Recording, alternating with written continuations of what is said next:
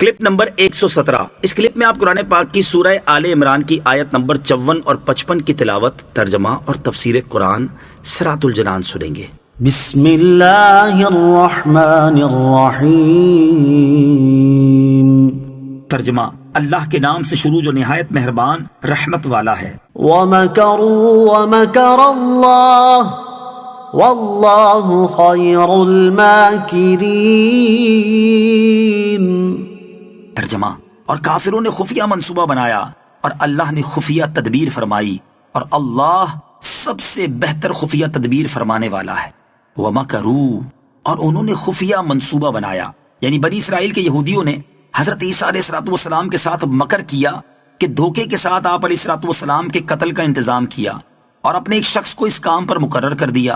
اللہ تعالیٰ نے ان کے مکر کا یہ بدلہ دیا کہ حضرت عیسیٰ علیہ السلام کو آسمان پر اٹھا لیا اور حضرت عیسیٰ علیہ السلام کی شباہت اس شخص پر ڈال دی جو ان کے قتل کے لیے آمادہ ہوا تھا۔ چنانچہ یہودیوں نے اس کو اسی شبے پر قتل کر دیا۔ لفظ مکر کے معنی، لفظ مکر لغت عرب میں ستر یعنی پوشیدگی کے معنی میں ہے، اسی لیے خفیہ تدبیر کو بھی مکر کہتے ہیں، اور وہ تدبیر اگر اچھے مقصد کے لیے ہو تو محمود اور کسی قبیح غرض کے لیے ہو تو مذموم ہوتی ہے۔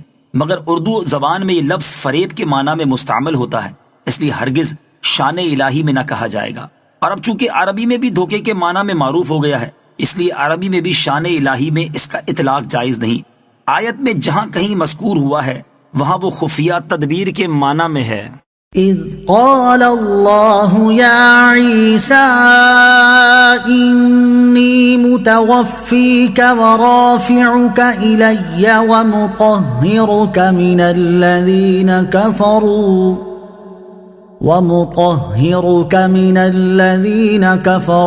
وجاعل الذین اتبعوک فوق الذین کفروا الی یوم القیامہ ثم الی مرجعکم فاحکم بینکم فیما کنتم فیہ تختلفون۔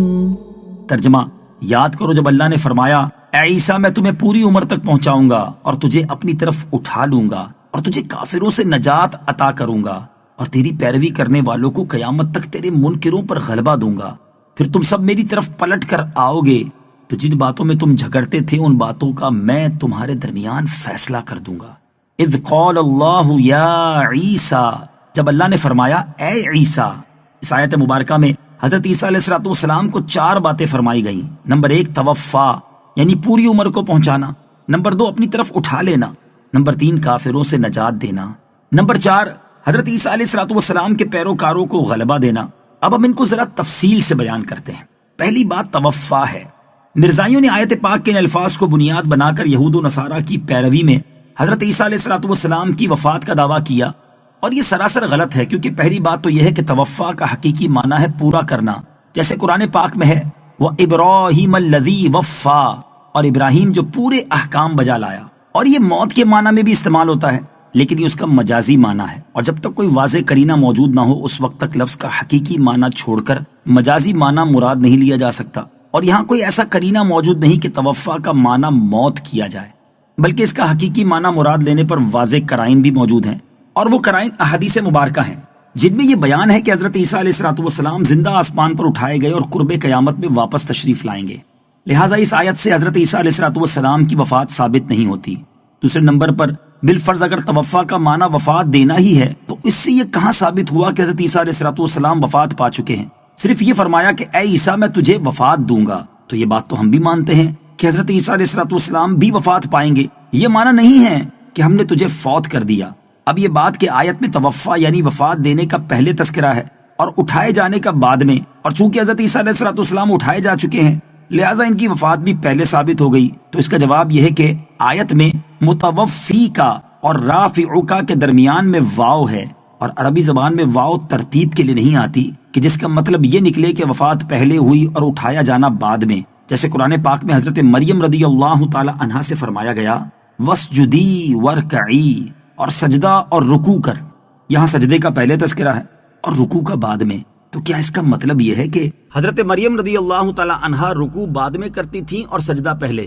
ہرگز نہیں، لہٰذا جیسے یہاں واو کا آنا ترتیب کے لیے نہیں ہے، ایسے ہی مذکورہ بالا آیت میں واو ترتیب کے لیے نہیں ہے۔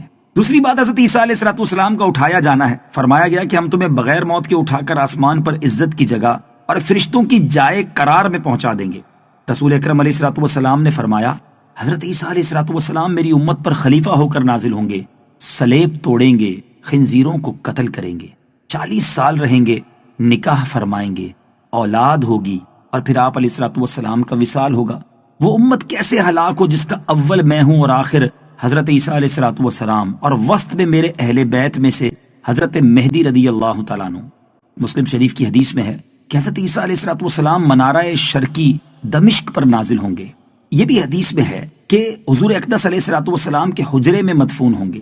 تیسری بات کہ کفار سے نجات دلاؤں گا، اس طرح کے کفار کے نرغے سے تمہیں بچا لوں گا اور وہ تمہیں سولی نہ دے سکیں گے۔ چوتھی بات ماننے والوں کو منکروں پر غلبہ دینا۔ حضرت عیسیٰ علیہ السلام کے ماننے والوں سے مراد ہے ان کو صحیح طور پر ماننے والے، اور صحیح ماننے والے یقیناً صرف مسلمان ہیں، کیونکہ یہودی تو ویسے ہی حضرت عیسیٰ علیہ السلام کے دشمن ہیں، اور عیسائی انہیں خدا مانتے ہیں۔ تو یہ ماننا تو بدترین قسم کا نہ ماننا ہے کہ حضرت عیسیٰ علیہ السلام فرمائیں کہ اللہ عز و جل کے سوا کسی کو معبود نہ مانو، اور یہ کہیں نہیں ہم تو آپ کو بھی معبود مانیں گے۔